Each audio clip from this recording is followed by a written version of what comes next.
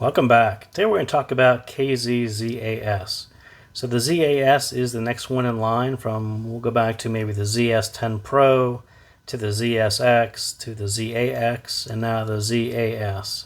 So back last year when the ZAX came out, the real thought was, why didn't KZ use their upgraded XUN dynamic driver in the ZAX? So here we are a year later, and this is essentially a ZAX with some upgraded drivers, but more importantly, the dynamic driver is the XUN driver, which is what everyone talked about last year. So that is the way it is now. So good thing.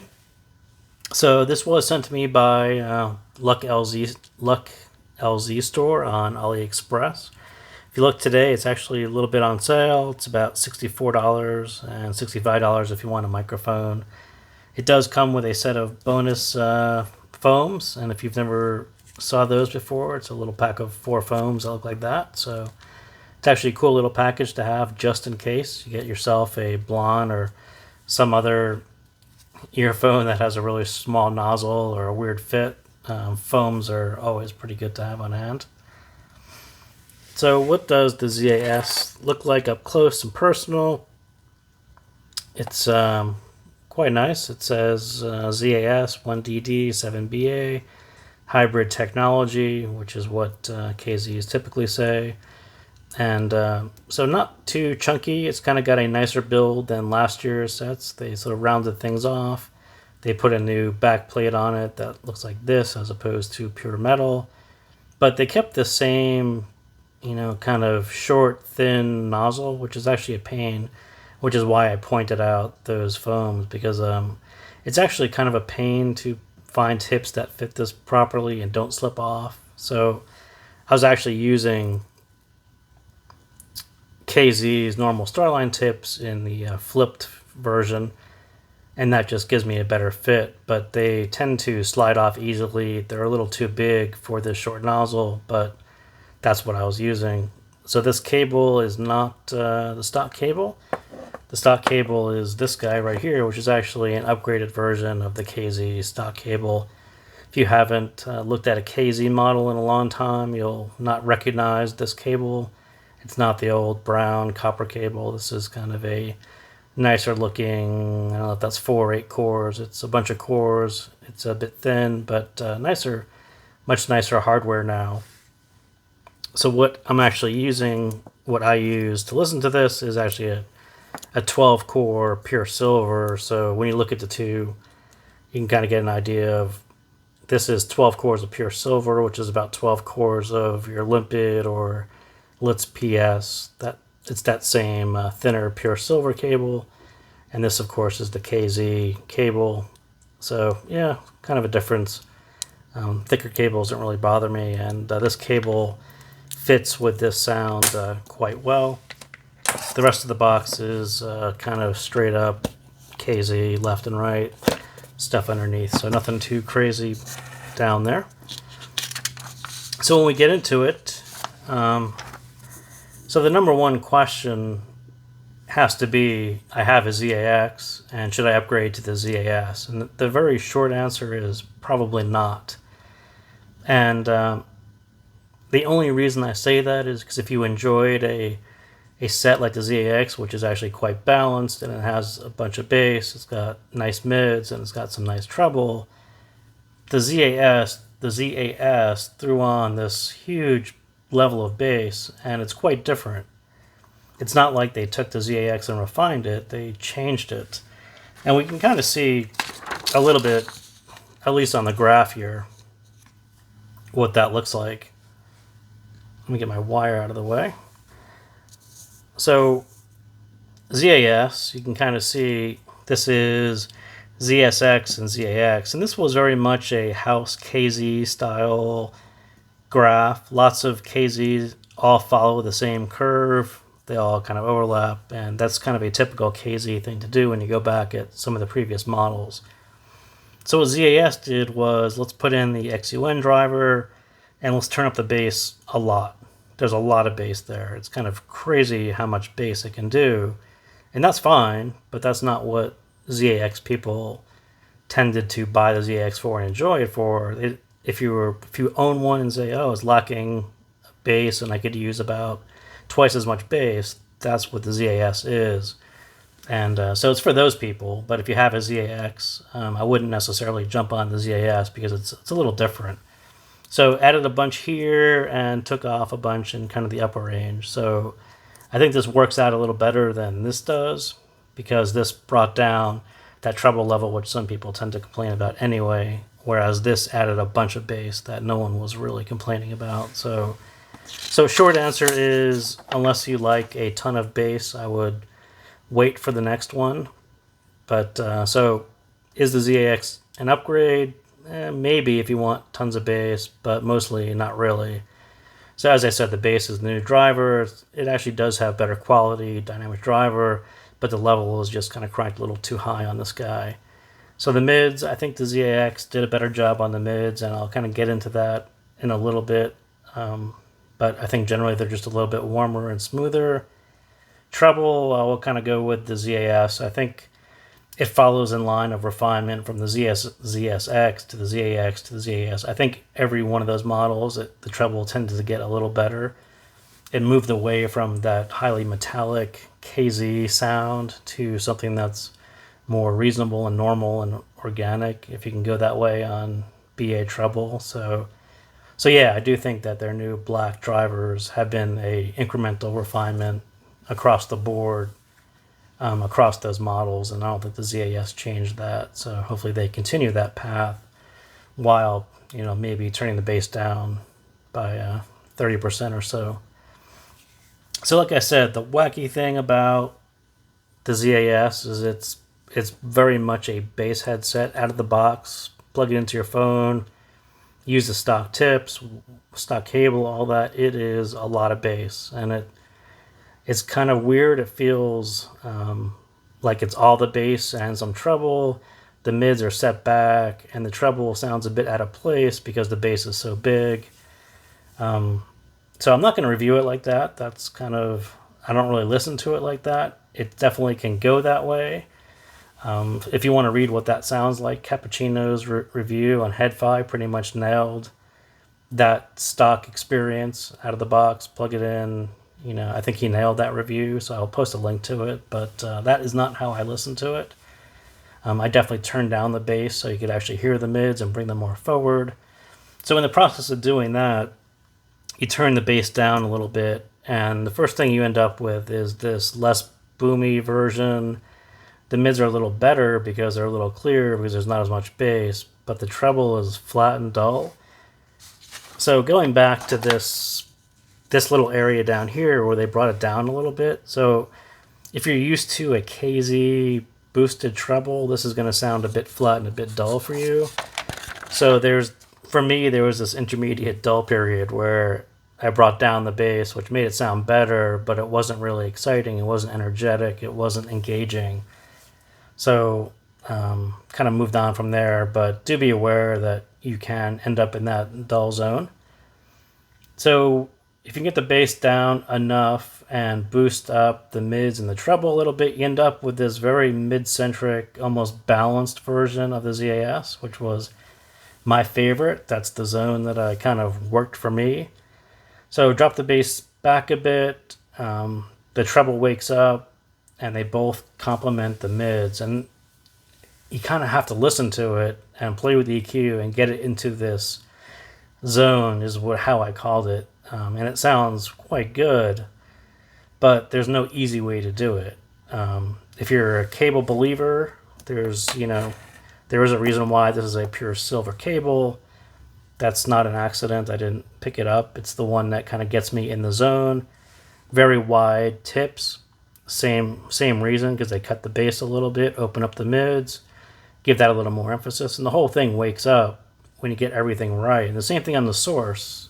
If you have a source that's way too warm, you're just going to lean into all that bass, and it's not really going to sound it, so you're going to end up taking away more bass. But that is how I enjoyed the ZAS, and these are the reviews that I don't necessarily like doing, because it's like you got to do a bunch of stuff to get to the point where you'd like it, and no one wants to pay $64 for something that they're not going to like out of the box. So we'll go through the review, but that's kind of the gist of it. Is, out of the box, it's one thing. After I EQ'd it, it's another thing, and what your experience is going to be like is somewhere in between the two. So feel free to follow along, but I don't really have any good advice as to how you can get it on your source, your tips, your fit, to get it in the zone where I liked it. But so that's the gist of it. Very fickle with the source, the tips, the cable, volume. You got to raise the volume up to bring the mids a little forward because of all this bass as well. So for me, listen to the vocals. So there's this Olivia Rodrigo song that's on the radio like a million times a day. I got very used to hearing that song on the EJ07M because it sounds really great, and I listened to it over and over again because no other set did that well and picked it apart, and the stage on it was really good. So I got super used to hearing that song recently.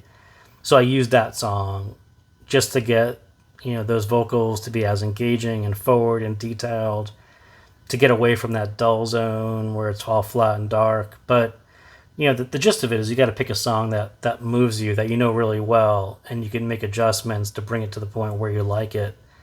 Because that song was no doubt straight up dull at some point in time, and I kept on making slight changes to get to the point where I liked it. So yeah, don't necessarily use that song because you probably hate that song, but pick that song that you find super engaging to get in the zone there.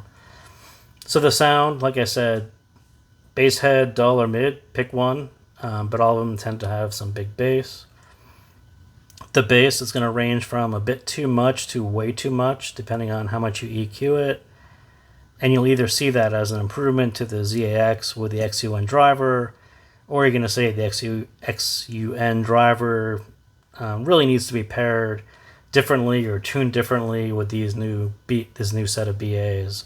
There's just kind of a lack of coherence between all this bass, and then the mids kick in, and the treble and the mids actually aren't that far apart at all, but the bass kind of sticks out like a sore thumb. So, either you're going to love all the extra bass, or you're going to say it's out of place. So in the end, it still needs to be a little tighter, and it sounds a bit out of place, like I said. So Gautier is somebody I used to know. That song that I've mentioned a few times. If you ever heard that song, jump to 247, and you hear those drums, and on some sets it sounds kind of faint, some it sounds super detailed. On this one, it nearly shakes your ear, and I don't think I've turned it up quite a bit on a bunch of different sets. I've never really had one, and there's kind of a pretty good impact to it, but on this one it's on the verge of shaking your ear. So I just don't want to underemphasize how much bass there is coming out of this thing, and even though you'll EQ it, you'll use tips, whatever it is there's still going to be a lot of bass there that you're going to have to deal with. And if that scares you, then just wait for the next KZ, because it's up there. So the mids.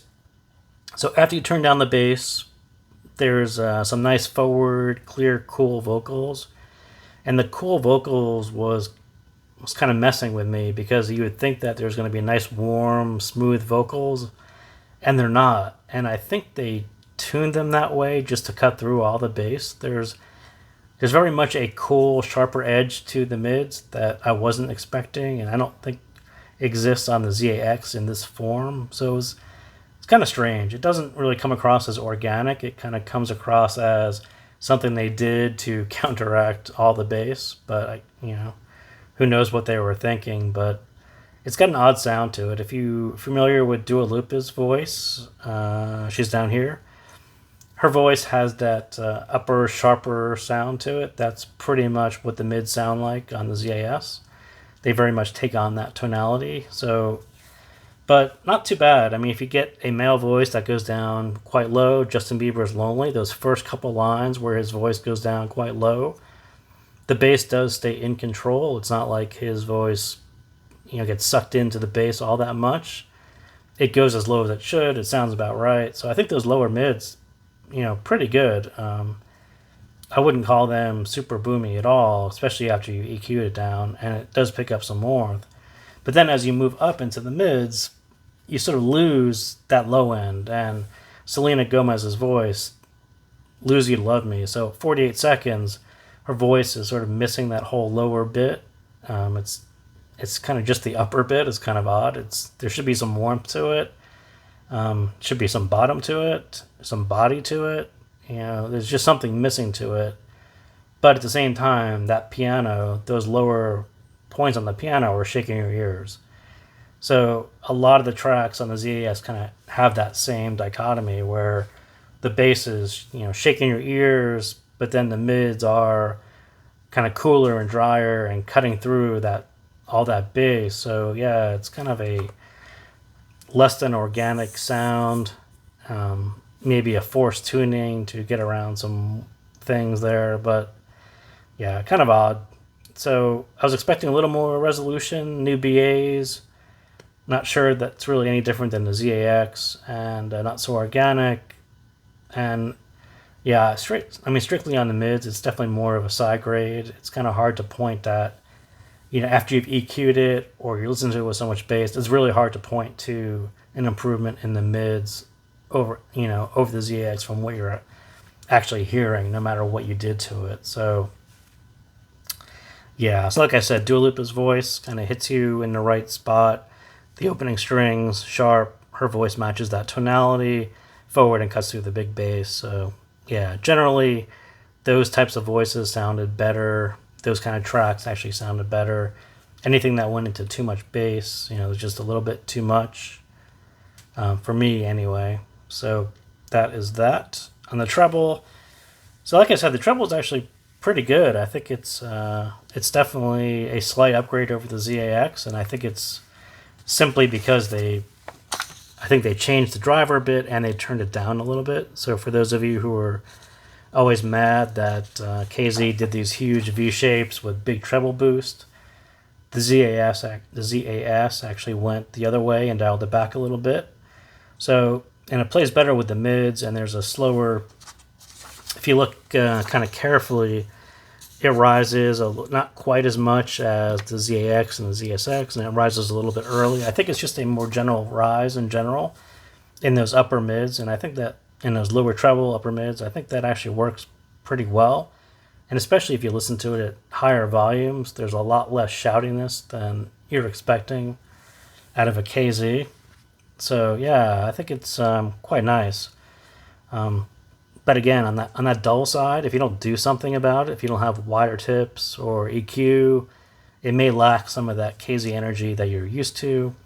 But I do think it does sound a little better at higher volumes, and especially compared to the sets that had really boosted treble. But Fleetwood Mac Dreams, again, this is another one where the bass is kind of droning in the background, but the vocals and the guitars and the cymbals all sound pretty reasonable.